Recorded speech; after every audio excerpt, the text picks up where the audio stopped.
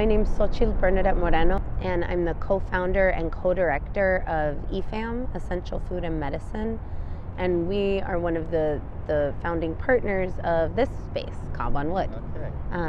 And so Cob on Wood was birthed out of this relationship that myself and our organization were developing with the unhoused, and it's a collaboration between housed and unhoused communities.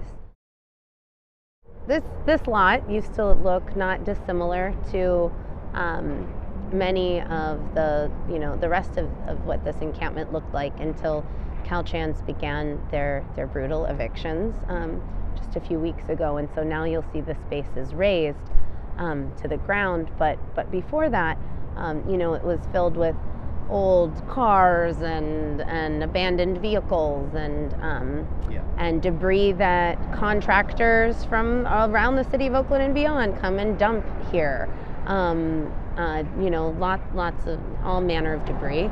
And so we decided that we wanted to fulfill the wish of one of the residents who used to live just across the street, Mona, and she wanted a garden. Oh, okay. And so we built these garden beds that, we've rescued the plants from out of them in preparation for us having to move, in preparation for the eviction that's looming. But we cleared this whole lot and built these garden beds and installed them during an event called What's Your Medicine?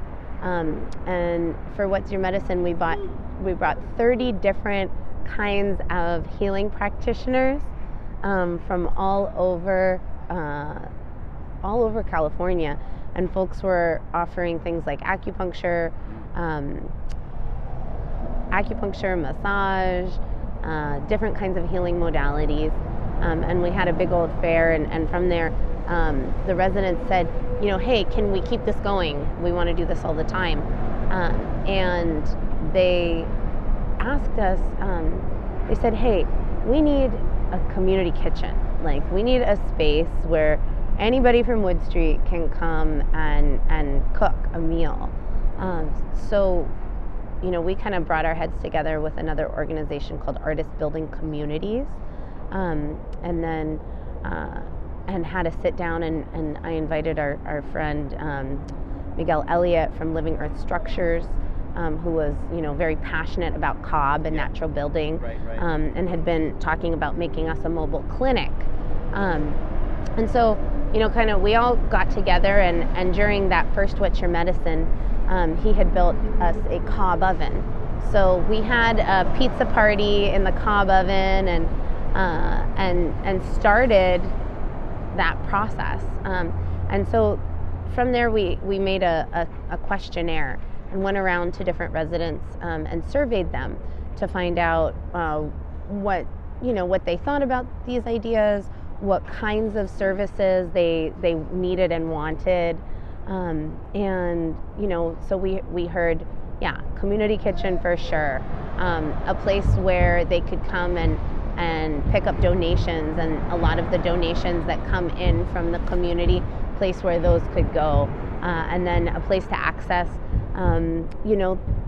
basic wound care, and things like Narcan that can help save a life if someone's in a situation of overdose, and also really just a place to gather. People just wanted a safe space where they could be in good community with each other. So Cob on Wood was birthed out of that moment, and was birthed out of that collaboration. And we started building the structures in December of 2020, and would have work parties, and we employed different members of the Wood Street community, and would pair them with volunteers, and little by little the structures got built and were running and fully operational. We had in addition to, the clinic, the kitchen, and the free store, we also built a composting toilet. And then what the residents really said they wanted was a shower. So then that was the pied de résistance, if you will. And we would have folks coming from all over Oakland to use the shower. When we think about homelessness, there's maybe some archetypes that come to mind. But our lived experience as organizers here in this community have shown that there are many different kinds of people experiencing homelessness or people that are unhoused. And so that can look like, someone who has recently, lost their home. They might be living in their car, and they might quickly want to transition back into permanent housing. And so maybe someone like that is a lot more interested in taking kind of taking a bed at a congregate shelter or a tough shed situation or something of that nature. Then we have someone who, maybe has been on the streets a little bit longer, might be living in a tent or has been living in their vehicle for some time.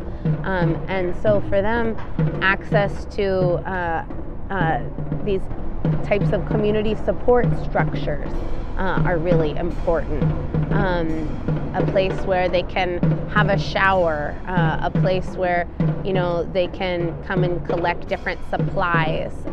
But they might, want to continue living in their vehicle, for example. And so like a safe RV lot is good. But then we understand that there's a lot of people for whom a tough shed situation, a congregate shelter bed, and, and for me, I think that the shelters that offer a one-night stay, obviously they serve a purpose, but I know very few unhoused people for whom that feels like a real solution. But then, these people who they want, they don't fit into any of these boxes, and so folks who prefer to remain living outside, and maybe they in the long term want housing. They need wraparound services in order to get there. So when we think about wraparound services, we're talking a housing navigator, we're talking mental health services, we're talking help getting a job, getting health care that they need, because there are all of these barriers. And I think that if we really want to get people off the streets, that it takes thinking about the full picture of why someone is on the streets in the first place. And then understanding that, there's a lot of folks for whom, a different kind of community structure is what's going to work. So lots where communities can, in a sense, self-govern. Look at what already exists. Figure out how to support that, how to work with that, not criminalize that. When we're looking at what kind of housing needs to be built, or what kind of housing could address the homelessness crisis that Oakland is in, that the state of California is in, 100% housing first policy. Like we need to get people into affordable housing. We need to build more truly affordable housing with wraparound services, 100%. And we need to build more mixed use, have access to more mixed use land opportunities, and look at the models that Oaklanders have already created for themselves, and instead of destroying them, allow them, come in, support us.